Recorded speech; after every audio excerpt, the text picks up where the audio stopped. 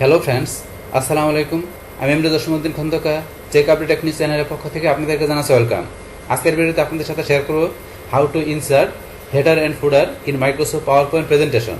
অর্থাৎ Microsoft power point প্রেজেন্টেশনের মধ্যে আমরা কীভাবে হেডার ফুডার ইনসার্ট করতে পারি, আজকে আমরা সেই বিষয়টা দেখব।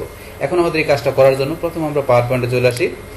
পাওয়ার পয়েন্ট আসার পরে এখানে আমাদের যে একটা প্রেজেন্টেশন করা আছে, এখানে আমাদের স্লাইডগুলোর মধ্যে আমরা এখানে কি করব, হেডার ফুডারের বিষয়টা আমরা ব্যবহার করব। তাহলে এখন আমাদের কি করতে হবে, আমরা এখান থেকে ইনসার্ট ট্যাবে চলে আসবো। আসার পরে যে ডান দিকে আসি, আসার পরে এই যে আমাদের টেক্সট গ্রুপের মধ্যে এখানে দেওয়া আছে হেডার ফুডার। তো আমরা হেডার ফুডার এখানে ক্লিক করি। বাস ক্লিক করার সাথে সাথে এখানে আমাদের কি যে দুইটা অপশন আছে, একটা হচ্ছে স্লাইড আর একটা হচ্ছে নোটস অ্যান্ড হ্যান্ড আউট। তো আমরা এখান থেকে স্লাইডের মধ্যে করতে গেলে আমরা এখান থেকে করবো, আর আমরা যদি নোটস অ্যান্ড হ্যান্ড আউটসের মধ্যে করতে চাই তাহলে আমরা এখান থেকে করবো। তো প্রথম আমরা স্লাইড দিয়ে দেখি যে এটা দিয়ে আমাদের কি কাজ করে, তারপর এটা দিয়ে দেখবো যে এটার মধ্যে কি কাজ করে, দুইটার মধ্যে পার্থক্যটা কি সেটা আমরা দেখবো। এখন স্লাইডের মধ্যে থেকে আমরা যদি চাই যে আমাদের স্লাইডে কি করার জন্য, আমরা এখান থেকে যে আমাদের ডেট টাইম দেওয়ার জন্য, তাহলে আমরা ডেট টাইমে টিক মার দিলে এটা ইনেবল হয়ে গেল। হওয়ার পরে এখন আমরা এখান থেকে যে যাই, যার পর আমাদের বিভিন্ন ফরম্যাট দেওয়া আছে। যেখানে আজকে হয়েছে আমাদের যে সেপ্টেম্বর 1 তারিখ। এখন এটা কোন ফরম্যাটে নেবেন, ফরম্যাট সিলেক্ট করে দেবেন। তাহলে এখান থেকে ধরুন আমি এইটা সিলেক্ট করলাম, যে এই ডেট টাইমটা সিলেক্ট করে দিলাম। পাস করার পরে এখন আমাদের এখান থেকে পরে কি দেওয়া আছে, স্লাইড নাম্বার। তো আমাদের স্লাইড নাম্বার আমরা যদি চাই তাহলে আমরা এখানে টিক মার দিব। তারপরে আপনি চান যে স্লাইডের নিচে আপনি কি ফুডার ইউজ করবেন, তাহলে এই যে ফুডার আপনি টিক মার দিবেন। দেওয়ার পরে এখানে আপনি কি লিখবেন, তাহলে আমি এখানে লিখলাম টাকা, ধরুন আমি এটা লিখলাম। তাহলে এইভাবে আমি বিষয়গুলো এখানে দেওয়ার পরে লাস্ট এখান থেকে যদি আপনি শুধু এই স্লাইডের মধ্যে চান তাহলে আপনি এখানে শুধু অ্যাপ্লাই দিবেন। আর যদি চান যে আপনার সবগুলো স্লাইডের মধ্যে হবে, তাহলে অ্যাপ্লাই টু অল আমরা ক্লিক করি, তাহলে সবগুলো স্লাইডে হবে। বাস এখন আমাদের এখানে এই প্রথম স্লাইডের মধ্যে এই যে এখানে আমাদের ডেট টাইম চলে আসছে। তারপর আমাদের এই যে ফুডারে যে লেখছি ঢাকা বাংলাদেশ চলে আসছে। তারপর আমাদের স্লাইড নাম্বারটা চলে আসছে। আমাদের সেকেন্ড স্লাইডে যায়, এই যে ফার্স্ট স্লাইডে যায়, এই দেখেন আমাদের পেজ নাম্বার 3 মানে স্লাইড নাম্বার 3 চলে আসছে। এখন যদি মনে করেন আমরা কি করি, আমরা এখান থেকে স্লাইড শো করি। আমরা এই স্লাইড শোতে ক্লিক করলাম, করার পর আমাদের এই যে স্লাইডের আমরা যে স্লাইড শো করছি এটা নিচে ধরনের যে ডেট টাইম, এই যে আমাদের এখানে ফুডার, তারপরে যে পেজ নাম্বার। এখন আমরা যদি এখানে পরবর্তী স্লাইডে যাই, আবার ক্লিক করলাম, পরেরটা গেলাম 2 নম্বর, পরেরটা যে 3 নম্বর। এবার কিন্তু আপনার ডেট টাইম আর আপনার এই যে ফুডারে যা লিখছি আপনি স্লাইড নাম্বারগুলো এবার আপনার শো করবে, নিচে শো করবে আপনার স্লাইডের প্রত্যেকটা স্লাইড নিচে শো করবে। তো এখন আমরা এটা আবার স্কেপ চাপ দিয়ে আগের মধ্যে চলে আসলাম। আসার পরে তো আমরা এখান থেকে এই হেডার ফুডারে যে আমরা স্লাইড থেকে যে এই কাজগুলো দেখলাম যে এটা কি কাজ করে। এখান থেকে আপডেট অটোমেটিক্যালি এই কাজটা কি করে, এটা যে টিক মার্ক দেওয়া আছে এখানে, এটা করে কি এখানে আপনি যে ডেট টাইমটা দিচ্ছেন, আপনি যদি এটা সেভ করার পরে আপনি আবার 3 দিন পরে আপনি এই প্রেজেন্টেশন ওপেন করেন, তো সেই ক্ষেত্রে এখানে আপনার যে 3 দিন পরে যে ডেট টাইমটা আছে সেটা কিন্তু অটোমেটিক্যালি এখানে চলে আসবে।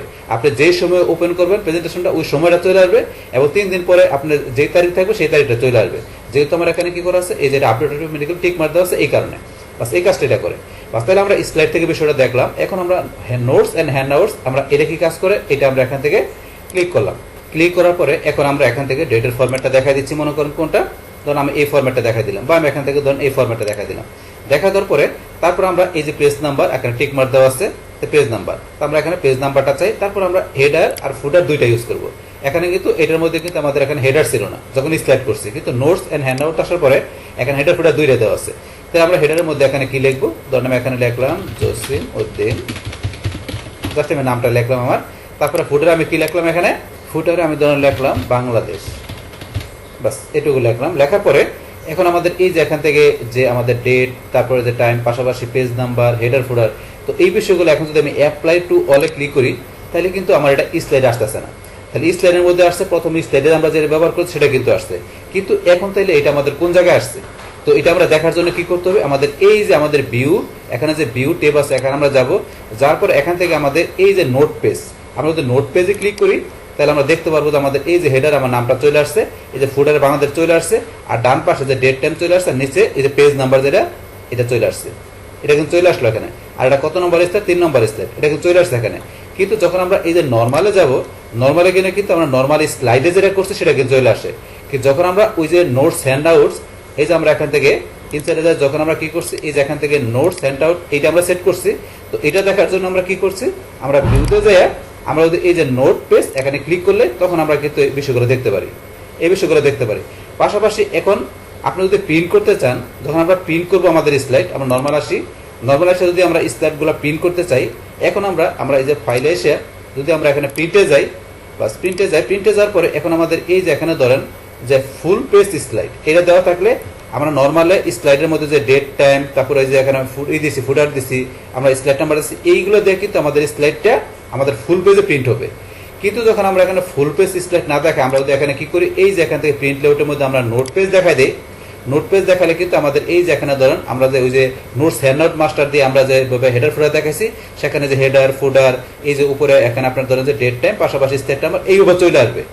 এমনকি আমরা যদি আবার এখানে যাই আমরা কি করি, এই যে হ্যান্ডআউটের ভিতর থেকে আমরা দেখালাম যে আমাদের একটা পেজে কয়টা স্লাইড প্রিন্ট করা দরকার। আমরা মনে করেন দিলাম যে কয়টা, আমাদের 3টা স্লাইড প্রিন্ট দরকার। আমরা এটা দেখালাম, দেখানোর পর আমাদের একটা পেজের মধ্যে 3টা স্লাইড প্রিন্ট হবে, এবার ছোট করে প্রিন্ট হবে। কিন্তু এখানে এই যে উপরে হেডার ফুটার পাশাপাশি আমাদের এই যে ডেট টাইম এবং আমাদের এই যে স্লাইড নাম্বার এই বিষয়গুলো কিন্তু থাকবে। আর এইটাই ভাবে কাজ করে যেটা আমরা দেখাচ্ছি কি, এখান থেকে যে আমরা এই যে এখান থেকে এটা যেটা দেখালাম এই যে হ্যান্ড নোটস হ্যান্ডআউট, এই বিষয়টা আমাদের এইভাবে কাজ করে প্রিন্ট থেকে। আর আমাদের যে স্লাইড থেকে যেটা আছে, স্লাইডের মধ্যে সরাসরি যেটা আছে এটা আমরা যদি এখান থেকে এই যে বলছি প্রিন্টে গিয়ে আমরা এখান থেকে কি দেখাই দিই, এই যে এখান থেকে আমরা ফুল পেজ স্লাইড দেখাই দিই, তখন সরাসরি যেটা কাজ করবে। এই বিষয়ে দুইটার মধ্যে পার্থক্য বিষয়টা এবং দুইটা কিভাবে কি কাজ করে এবং আমরা দুইটার মধ্যে কিভাবে আমরা হেডার ফুটার বিষয়টা ইউজ করতে পারি, সে টোটাল বিষয়টা আমি আপনাদের সাথে কি করলাম, শেয়ার করলাম। বাস তাহলে এই আমাদের এখানকার টোটাল বিষয়টা মূলত আমাদের আজকের ভিডিও।